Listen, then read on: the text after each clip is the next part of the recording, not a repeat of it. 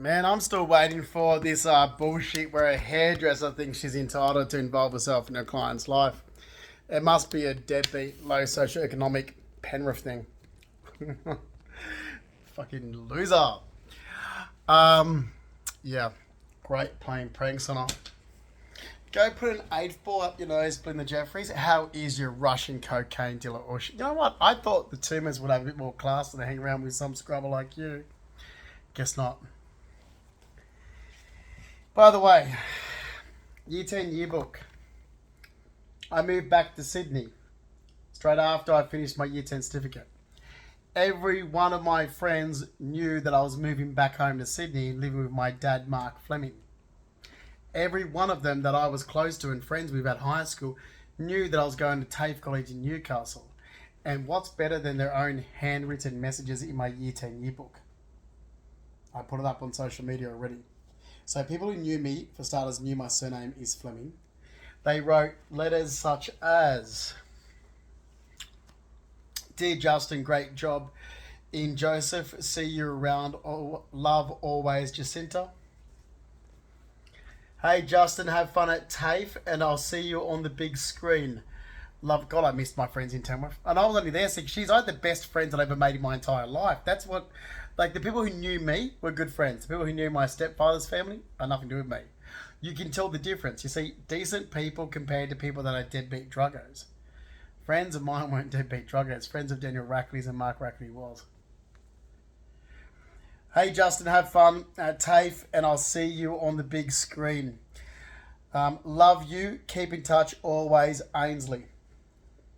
Dear Justin, I hope you have a mad holiday and an unreal Christmas. You have been... This is what immigration should have relied on. Why didn't you keep in touch? Were you bullied? No, I moved back home to Sydney and I regret every bit of it.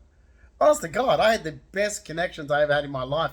I regret every bit of moving back to Sydney. Are you kidding me? Sydney's a ghetto.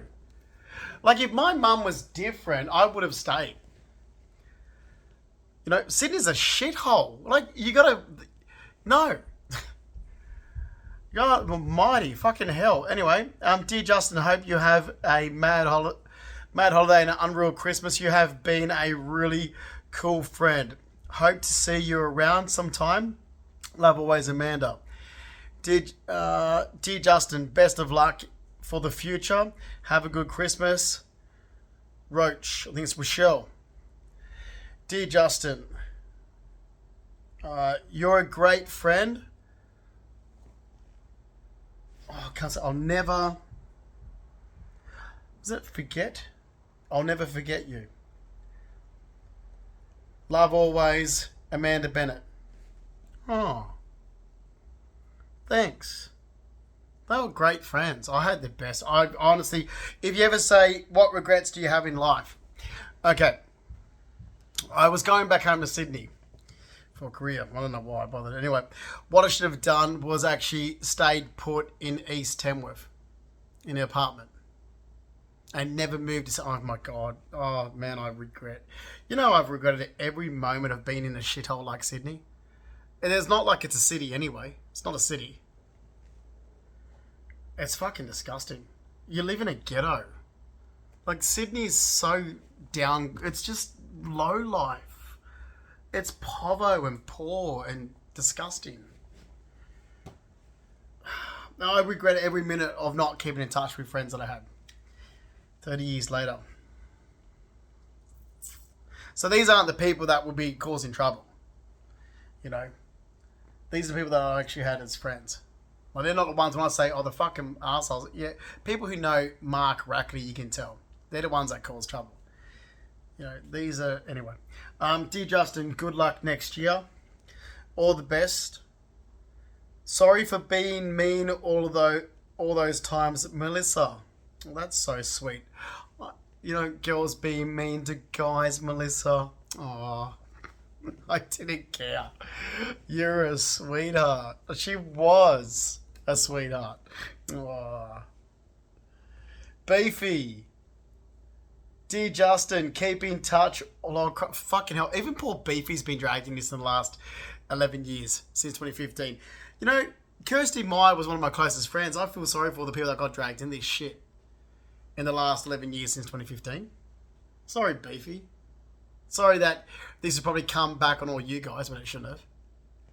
Oh, you could have easily... You know, all Mum had to do, you know, was say, look, why don't you guys reconnect with Justin? Here's his phone number. Oh, man, I would have welcomed you like you wouldn't believe. Do you know how much I missed hanging out with you guys? When I got back home to Sydney, and all I ever did was work 7 days a week anyway. And every person I met, I was like, oh, fuck me dead. Like, they're such low-life ghetto. Like, really low-life ghetto people. Like, even when I worked at Star Casino, it was like, oh my god, another low-life ghetto person. Well, yay. Like, I kid you fucking not. You got no idea. Just trash. Anyway. Kirsty Meyer, I hope you're doing well with your news. Weren't you working for, like, doing, like, one of the news radio stations? Or, I don't know, one of you went to Channel 7 or SBS or Channel 10 or something. I'm glad. You know, you guys were such great friends. You deserve it. You deserve all this. You guys deserve all the success you guys get. I mean, I had injuries. I was working hard. And I don't let my injuries suffer, but, you know, I went pretty good in my life. No, you know, but you guys are just fantastic. You made my life amazing. You have no idea. Honestly, you guys made my life absolutely amazing. Very grateful of the time I had in Tamworth. And this is why it actually really hurts me with what's been said in the last 11 years since 2015 when I'm even hearing stuff to do with Justin Pascoe. And this is even, there's shit that my fucking hairdresser gathered. And it's like, you're just my fucking hairdresser. Keep your nose out of my fucking life. You're paid to do a service. Do your fucking service. Keep your fucking nose, Belinda Jeffries, out of my Facebook, out of my family's life, out of my fucking life. You are my hairdresser. You're paid for a service. That's it. When you're no longer my hairdresser, you're no longer in my life. Fucking these people. Fuck me dead. Dear Justin, good luck in the future, Chris. Thanks, man. Dear Justin, good luck. See ya next year always. Kylie. Dearest Justin, please... Oh, man, this Sean Mason, I'm sorry. And I know you catch up with my mum. This breaks my heart because I adore you, Shani. Dearest Justin, please, please, please keep in touch always. Love always and forever, Sean. You've got no idea, guys. You know, I tell you what, since I would have been back in Tamworth, even though I haven't been there for like 30 years or whatever. Well, besides that time I was at the Powerhouse in 1999. When I come back to Sydney, you know, Mum wasn't even there at the airport. I was like, oh, thanks. You know your son was coming back to Sydney. And I've got to be stuck. So, oh, thanks. You couldn't even... I told my family what I was doing back in Australia, and I told them exactly what was going on. Mum could have said, okay, you know what? We're stupid for arguing with each other. This is ridiculous. Can we just be friends? Come and live in your old bedroom until you get back on your feet. Because this is damaging. Like, what? Like, that's what I expect from my mum. And I'm back in Sydney going, oh, fuck. Oh, okay, I'll go rent a place with my ex-partner then and be around deadbeats and scrubbers and all this trouble caused in my life. Do you know how hurtful that was? You know, Amanda didn't even show up. Anyway. Like, I travelled around America with Amanda. It was all this bullshit. You know what it's been? It's because of this organisation that got involved, and I'm sorry if you guys got involved in it. There's an organisation out there, this Crisis and Acute Care, that broke privacy laws into my life. Okay, probably dragged a whole heap of people into it that don't know what the fuck's going on now. So I'm sorry. I'll apologise for them even there. This organisation should make a public apology. We're going to ruddy around friends and family some Crisis and Acute Care. No, you're not. You're going to fuck off because I told you to fuck off. You're not going to break laws into my fucking goddamn life. And I've had it. And I've had everyone who I actually... The last 11 years could have been perfect. Except they were a living goddamn fucking hell. And what I've heard come back, I've read the fucking notes. I've read the notes from these fucking little scummy cunts. They get paid a fortune working for the Crisis Group and Acute Care and other social and support working dickheads. And they've made up stories. Said, oh, apparently, I'm sorry guys, but you guys definitely did not bully me or anything like that. I've got some shit fucking notes here, over 480 pages I've read from. Like, are you fucking kidding me? I was furious. Let me pause this for a minute because my dog's calling me. Okay, back to the post. So, because I brought a dog in 2015 that, look, I could have brought a dog with exactly the same breed for the same money without any injuries or health problems.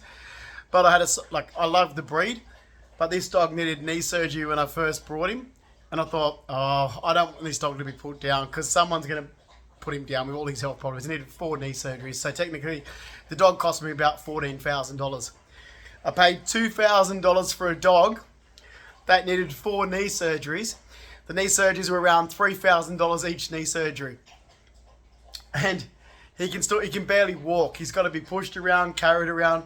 But some days he gets so like stiff, he wants me to carry him up the hallway. I'm like, no. That's why when I'm looking in Tamworth to move to a really good inside space, large inside space, so he'll walk around more.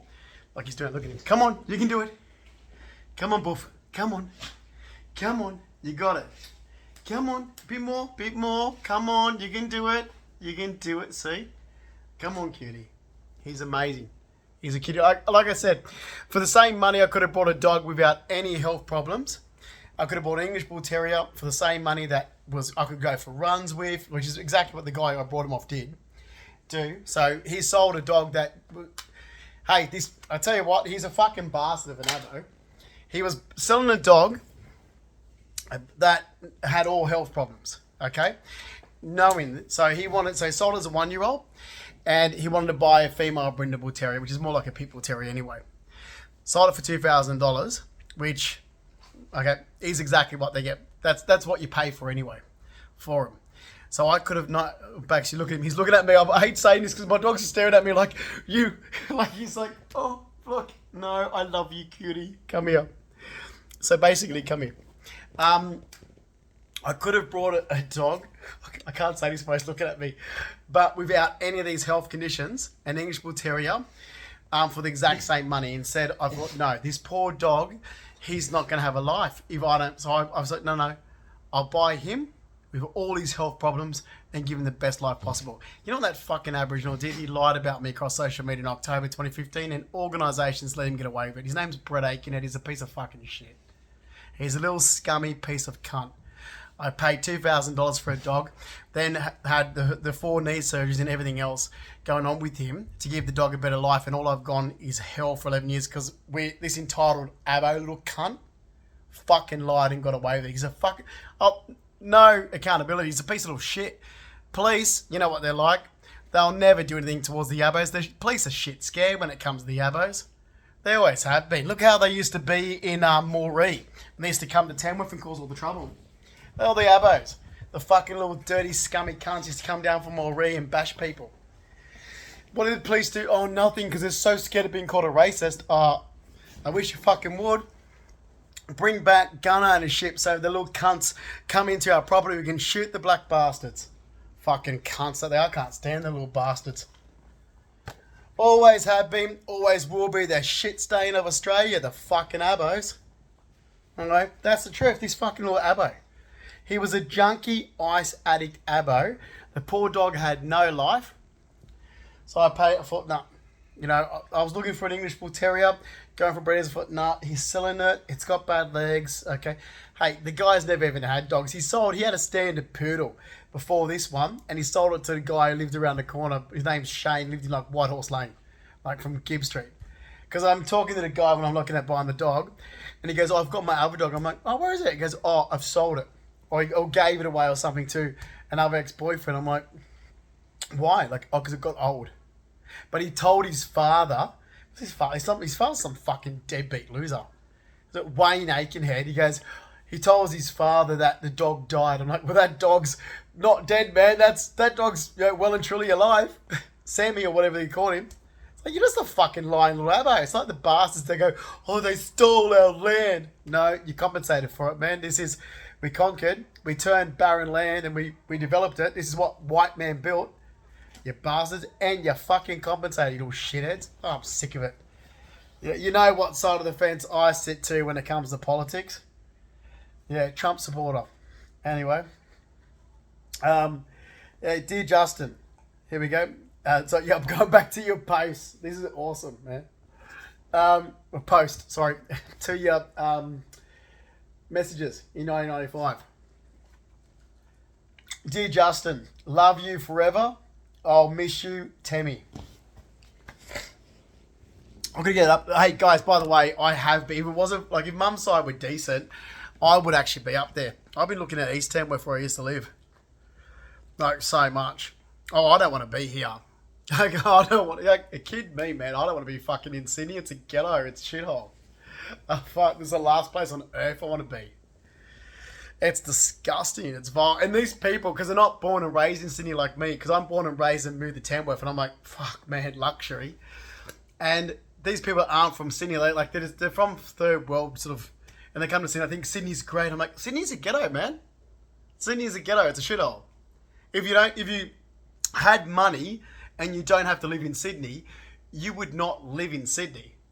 Like, if you're all wealthy people who don't live in Sydney, if you had the money, you would not live in Sydney. I mean, places like Tamworth's expensive to live for a good reason.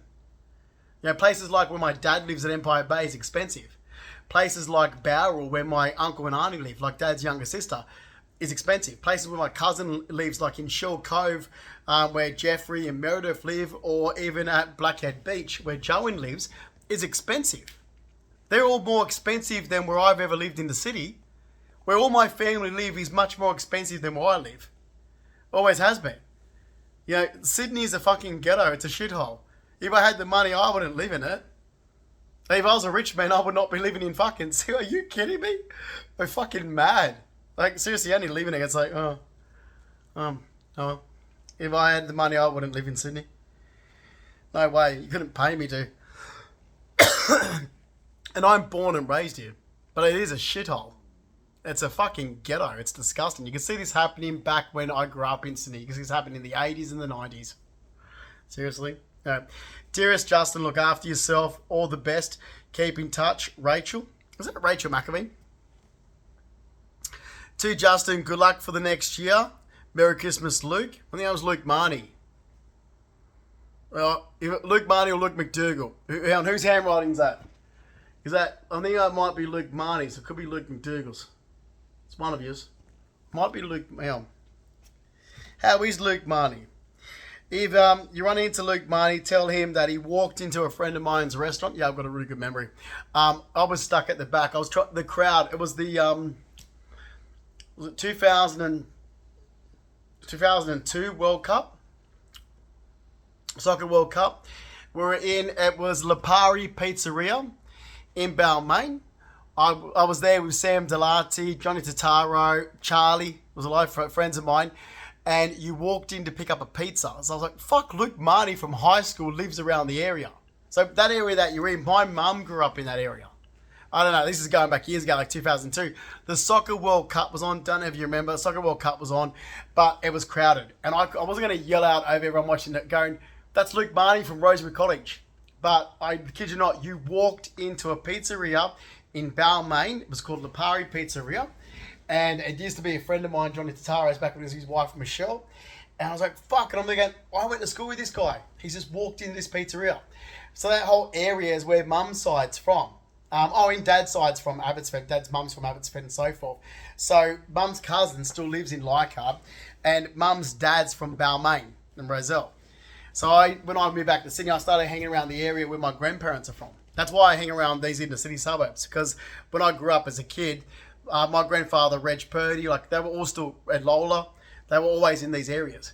Like I'm actually catching up with mum's cousin tomorrow night at Strawberry Hill. Mum's cousin's a retired police officer. We get along like a house on fire. He's awesome. Something I wish I could say about my mother. Put it all behind us and go, hey, why don't you actually call your son and say, I'll help you. With not what you want to do, Carol, but what your son needs. what he's been specifically asking you for. Even if you're the person that caused the damage to your son's life, that's even more reason for you to undo it and make it right. This is fucking damaging, man. Anyway, that could be Luke McDougall's or Luke Marnie's right in there. Sorry if I don't remember, but you were both friends of mine. I don't know what way Luke Marnie swings, but that white skin and that blonde hair, I'm just kidding, man. But just kidding. No, I do always have a thing for guys that were blonde hair and blue eyes. And then I just started going with my own sort of like-minded people. Dearest Justin, thanks for your kindness. Oh, here. Thanks for your kindness. This is so sweet. I know exactly who already wrote this. Thanks for your kindness, understanding, personality, and always make me smile. I've really got to wear my glasses. Enjoy Christmas. Love always, Gemma Bartlett. Oh, Gem. I had the best time. So you can imagine how hurt I was. But I'm like, who said this stuff? I'm literally reading what some crisis group and acute care social support workers had said about me. And I'm like, who said this? That's not true. It's not my experience in Tamworth. Who said like that even reads like it's Justin Pascoe's experience? I was mortified. I was mortified in the last 11 years. I'm like, I'm so hurt. Because that's not my experience. Here's my experience right here. And I was really hurt. Anyway. Hey, Huddy. Shane Hart. Naming a boys rules. Shane Hart from Palamore.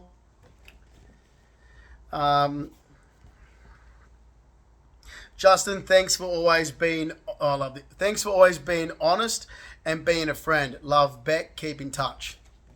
Like, mate, it's there. You know, these stories that people have been making up, it cuts. Especially with what I've gone through since 2007 and 2010. I'm like, mate, like if you actually contacted anybody who knew me from high school, you've got your wires crossed. You've got someone else. Like if you knew anybody, like what I've read, if you like even what the police and shit have been making out about me, it's like that's not me as a character. And that, you know what, dumb useless pigs of police actually attached the Rackley's information to me. They literally attached some Crime Stoppers report to do with Mark Rackley. You remember the deadbeat that Mum was married to, my stepfather? Which you guys all knew I was Fleming. So you know Mark Rackley's the fucking loser, my stepfather. So you guys, you know, my friends who knew that. And his son, Daniel Rackley, the fucking loser, moved to Tamworth in 95. They were doing this shit. It's like, okay, that's not me. I told you guys. Mate, 11 years later, it's like, right, well, I've still told you you've got wrong information about me attached to my profile and you're treating me like shit. Because I can tell you exactly the character I was, and I would live in Tamworth. I so want... Oh, I hate this. It's like begging. It's like begging. Dude, I was like, I'd be like, you know what, here's my family that pissed me off. I'll be finding places in Tamworth. They know how hard I'm going for things at the moment. We've come back from America. Can you... No, it's this arguing. It's this. It's that. It's they're pushing their narrative agenda. I'm like, excuse me, I just want to rest and recover. I want to get a place, rest and recover, go back to my studies, get a job, and be working there. And I don't know where these people are. But I do know a lot of these people are born and raised there as well. And I'm not from there. I went there. And I enjoy being around them. And people you want to say, oh, let go and move on. Okay, fine. But I just wanted you guys to know that I had the best time and you know it. We had the best friendships. You know, so you weren't a problem.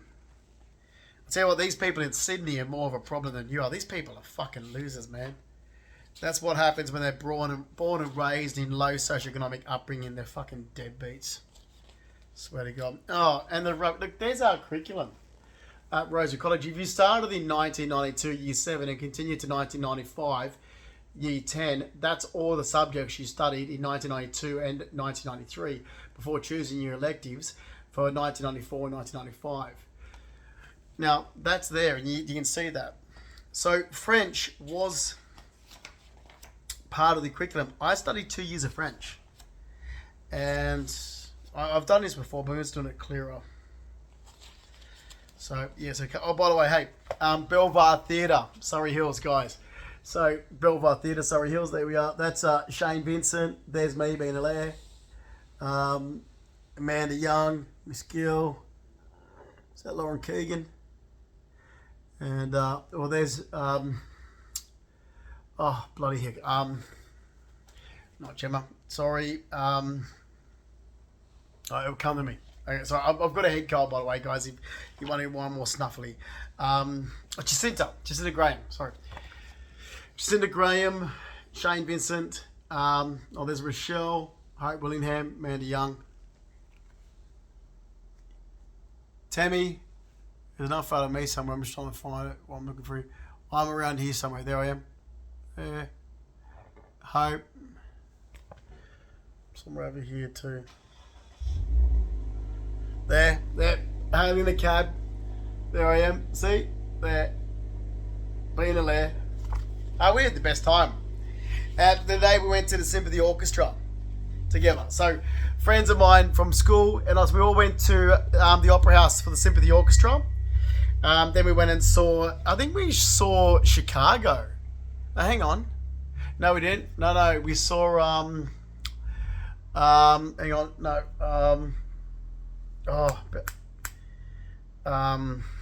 far out. This is The Fever. I've got the throat infection and chest infection. It's one of my favorite musicals. It's based from the Second World War. Okay.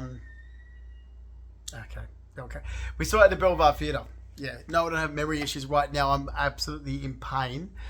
And, yeah, absolutely fucking in pain with this. I've got sinus pressure, migraine, because I've still got my migraine medication sitting there, and every time this is what happens. So you can hear it in my voice. So sinus pressure is coming through here. I've got a sinus infection. This is great. It's on everything out there, but so sinus infection, chest infection where it's like dark matter coming up. I sent a sample off. Had some CT scan done on my lungs, and the migraines is just killing behind my eyes. And when that happens, all I can, like just then, how I pause, it's like pain, and I get really bad migraines. And when they come on like this, all I can think of is like this, like that in his eyes, like pain. And I'll be trying to talk to someone and I'll be like, I've got to go. Bad migraine. It's like pain. Like it's like you should have like pain, and that's all I can think of. Anyway. So yeah. Actually, I've got to get something else to show because there's the other photos. Well, I know I did another post, but I just want you guys to know that, yeah, I don't know what's been said or what's going on. Yeah. But most of the trouble is really caused by my mother and my stepfather. So, and people that know my stepfather. It's projecting my stepfather's issues and my stepbrothers and their behaviour onto me, and I don't like it. So I had a really good time there with you guys, and I had a really good friends. And to be honest, with my life, the way it was at home, my school was an outlet. It was the best time of my life, just to get away from it. Like, yeah, as bad as you think that school can be, it wasn't as bad as what my home could be at times. Anyway, I don't want to get into that, but yeah. So anyway, where is? Just wanted to find this one to do with. So as I've said, I studied French, and Amanda sucked up Miss Campbell's ass and did Indonesian. But oh god, I've got to get a tea. Give me a sec. I'll pause this.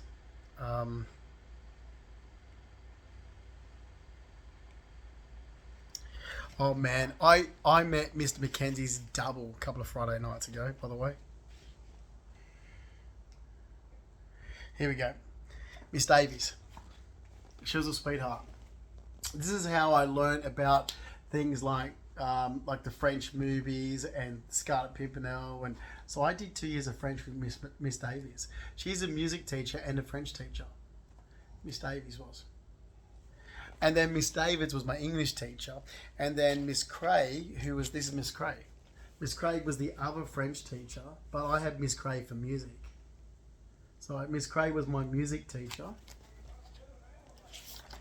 And Miss Davies, there, was my French teacher. I'm going to pause that for a second. I just got to blow my nose and get something else out. Alright, oh man.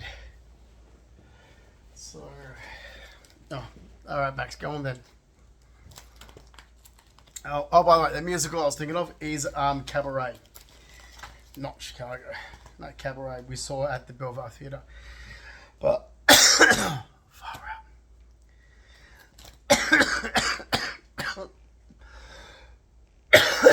Where I currently live, my bedroom has been getting flooded for a year every time it rains. Like it seeps like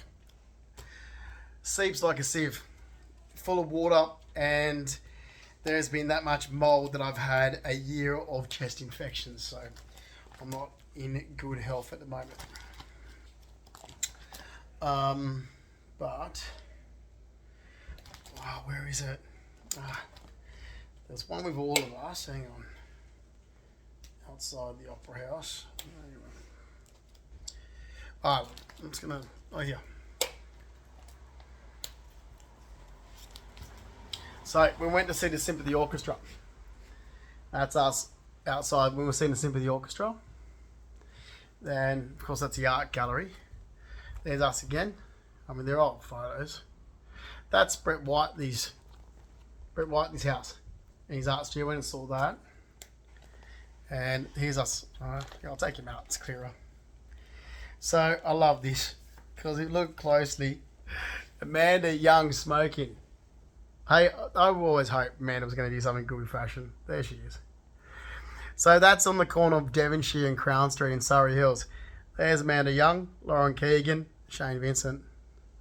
When we're hanging out there in Surrey Hills in 1995.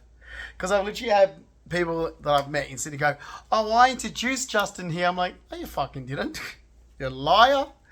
There's photos of me and my school friends here in 1995. I didn't meet you people till after 2001.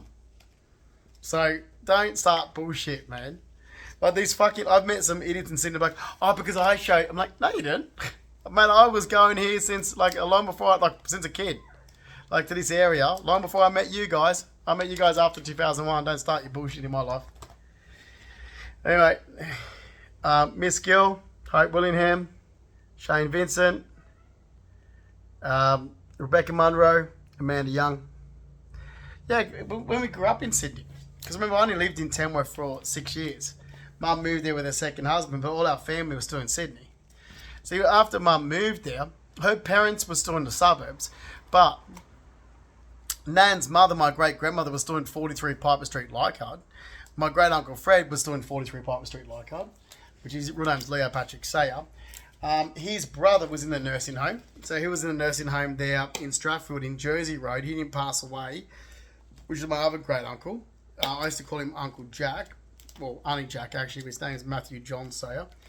He didn't pass away until about 1993. I was about 14. Mum's cousin, so Mum's uncle, Uncle Brian, still lived in Leichhardt. Brian's wife, so Margaret, so Brian Keegan, Margaret Keegan. Mum's cousin, who I'm meeting tomorrow night, Brian Keegan Jr., still lived in Leichhardt. All the family was still in the inner city suburbs of Sydney. So we always spent a lot of time growing up in the inner city suburbs of Sydney. And that's where they're from. I mean, Mum is born in Darlinghurst. And when she was born, her parents were still living in 90 Mansfield Street, Rozelle. Then they moved to the suburbs in 1962. But it was only in Nan and Pop. So I've tried to explain to people in Sydney when they're going, oh, because they're from here. I'm like, no. Reg and Lola moved in 1962 because when they moved in 1962, this was a brand new subdivision. You were somebody. It was very different looking than it was beautiful. It looks like shit now, but that's because of immigration. So it was a brand new subdivision. Then you go, same thing with Nan and Pop on Dad's side. You see, Dad's mother's from Abbotsford. Dad's mother's born in Five Dog. So Dad's uncle, Uncle George Hill, now I got to see him, well, he come and stayed with me in Surrey Hills before 2012. And I was asking him, because he ended up moving up to Bengalow Street, Essalong Beach as well, him and his partner. And it's because when my pop was dying, I can hear my dog. Wanted me? Baxter, what are you doing? Right, sec. So, Dad's father, Stanley Fleming, he's from Botany Bay. Do I have to keep going around this in this? Fuck me dead. Dad's mother, Ruby Jean. So Ruby Jean Hill's from Abbotsford, but she's born in Five Dock. So they moved. So Pop, Stanley, Nan, Ruby, Fleming moved to the Parramatta area in 1953. And that's where they raised. It was all the new subdivisions. You leave the city because the city is the slums, and you move to the beautiful new subdivisions, which is what people that want a family do now. If they can afford it, they leave the city and they move to beautiful subdivisions. Well, those subdivisions are gone now. So that's why Mum was in the suburbs. That's why Dad was in the suburbs. That's why we own land in the suburbs. So we used to own acres of land in the suburbs. Anyway, my grandparents, they moved to Ettalong Beach. I was only a kid, still we used to have the holiday house up there. So they moved to Bangalow Street, Ettalong Beach. And when my pop, Stanley Fleming, was dying, he rang his brother-in-law, my dad's uncle, Uncle George Hill, his wife's brother. And he was still living in Leichhardt then, and said to Nan's brother, can you come and move up here so your sister's got some company? Because, Nan's brother's gay. Him and his partner, John. Come on, Bax. Come on. Come on, boy. Come on. And I lived there. Anyway, so yeah, he did. So that's why Dad's uncle was up there. Anyway, but that's where they were from, the inner city suburbs of Sydney originally. And then, Stanley and Ruby Fleming moved to the suburbs and then retired to the coast. Lola and Reg Purdy moved to the suburbs. And then Pop died in Concord Hospital. And then Nan moved in 2005 to where her daughters live. So, come on. You can do it. You can do it. Anyway, that's it. So, these are the facts. Oh, by the way, all these Tamworth people as well that actually knew me. So, all the friends I had in school. So, my stance on being anti-drugs. Because you know how I can't stand my stepfather or my stepfather's family. There's people from Tamworth who reckon they knew me. Well, I don't know. It's the ones that know the Rackeries. Come on, come here. Come closer. It's hot. Come here. Come here. Come here. I'm okay. Come here. Wait. All right. My dog wants my attention to play. Yeah, so, anyway, I'll elaborate that further. The whole, Justin's been involved in drugs. No, the Rackeries are. So Mum's done a scare. These are the reasons why I don't bother going up there visiting. Mum's a liar. There's the whole defaming stuff to do with her deadbeat second husband, which is Mark Rackley, his son Daniel Rackley, and the deadbeat Faith Rackley. My younger sister Sky Sheridan Fleming, well, she's out in the Blue Mountains now. But Dad's still at Empire Bay. Stepdad, Mark Rackley, I think, didn't he move to Cessnock? So my father, Mark Fleming's at Empire Bay, but my stepfather, isn't he in Cessnock? Still involved in drugs, because his whole family's involved in drugs. So I've been literally having the Rackleys' behaviour on me for my since Mum got with him. So that's the other reason why. It's like, you want to talk about trauma? You're not going to get any more trauma than people thinking you're related or the character of Mark Rackley or Daniel Rackley. There you go.